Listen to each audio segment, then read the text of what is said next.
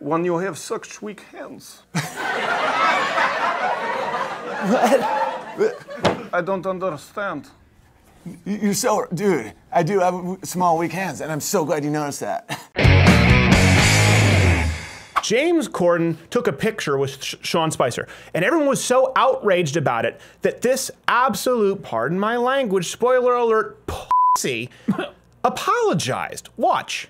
Some people have been disappointed by this photo. In truth, I'm disappointed by it as well. I've been reading a lot of harsh comments on Twitter today, and I hear you loud and clear. Truly, I do.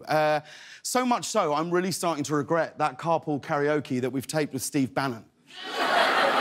Feels like a mistake today. Now, with Corden, it doesn't really bother me because he's not even funny accidentally. So true. But whenever he's really awkward. It's like me.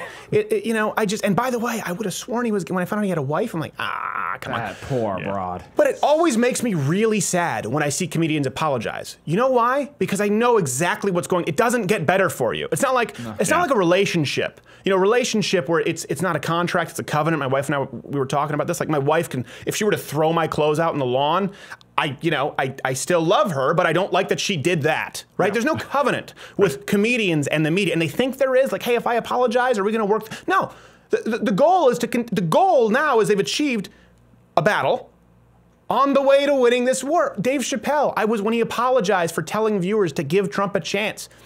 For telling viewers to give Trump a chance. It's not like he went up and said, hail Hitler. He said, you know, give the man a chance.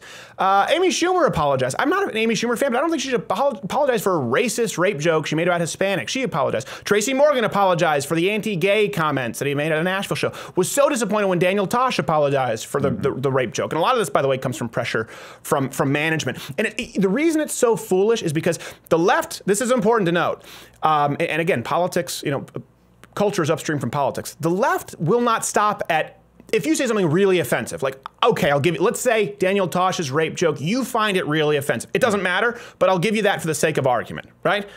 Okay, you say shit, but that's not what they want. Just like with DACA, it's not that they want kids to stay, they don't want us to deport people who've actually committed crimes. So they're not looking for what you think their goal is. Case in point, they want to tell you what kind of comedy you can do, period. Daily Beast writer. This article just went up, criticized Jerry Seinfeld's latest special. Let me read this. Jerry Seinfeld's stand-up comedy is still about nothing. But should it stand for something? Jeez. No! He's Jerry Seinfeld. They actually use the term perhaps woke at the point in the article. Well, thank you for telling one of the most prolific comedic writers of our generation how to do his job, Daily Beast columnist. Yeah. Jerry Seinfeld, he didn't even take a picture with Sean Spicer, which apparently is an actionable offense now. He didn't even do that. He's just done what Jerry Seinfeld has always done his entire life. And I was like, well, yeah, but shouldn't you maybe not do that? Was that maybe like a really good opportunity? Isn't that maybe really good opportunity? Yeah, like I get how you're talking about peanuts on the airline, but what about police brutality? They get mad at you for things that you do, and then they get mad at you for things that you don't do. Like Jimmy Fallon actually apologized in an interview for not being mean enough to Donald Trump. He said, I didn't mean to humanize him. Oh, so you're apologizing for not treating a president inhumanely?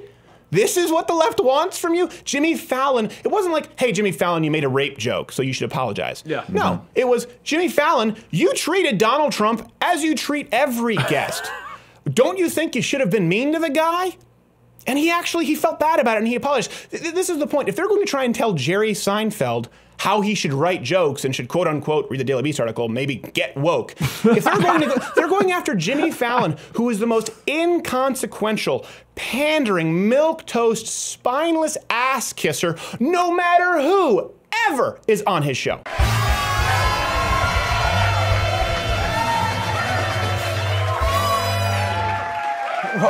Hey, welcome to the show. I'm Jimmy Fallon, which is good, right? Is that good? It's great. We have an awesome show tonight. We have one of the best guests ever. He's the best. I was reading his book in my bubble bath with Justin Timberlake. And I realized I couldn't read the book because it's in Russian, which is great, right? Ladies and gentlemen, give it up. Justin Stalin.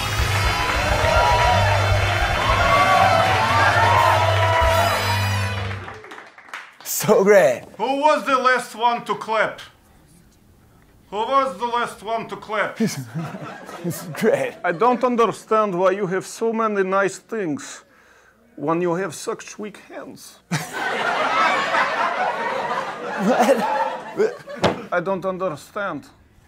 You're so, dude, I do have small, weak hands, and I'm so glad you noticed that. How great is that? You just pulled me back into his masculine world. It's so great.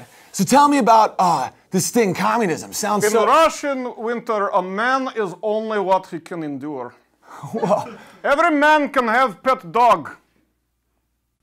But which of you men can eat that dog?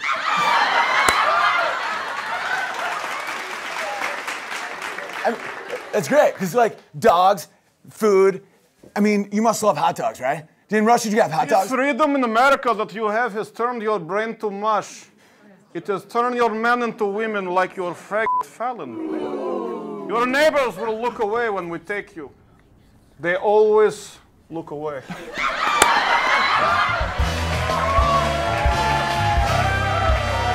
Whoa, that's so great. I mean, the best. Ladies and gentlemen, please give it up for Joseph Stalin. And nobody stop clapping, because he kills that guy. When you get home, you'll find your wife and children are dead. Whoa. When we come back, me and Henry Styles are going to be whacking each other off on a Ferris wheel. And then we play beer pong with Kim Jong-un. Hey, did you enjoy this video? Here's the thing, you're here, this is the end of it, so we don't care because you already watched it. But if you really didn't like it and you want to justify it, leave a comment below telling us why you didn't like the video. And if you liked us, let us know.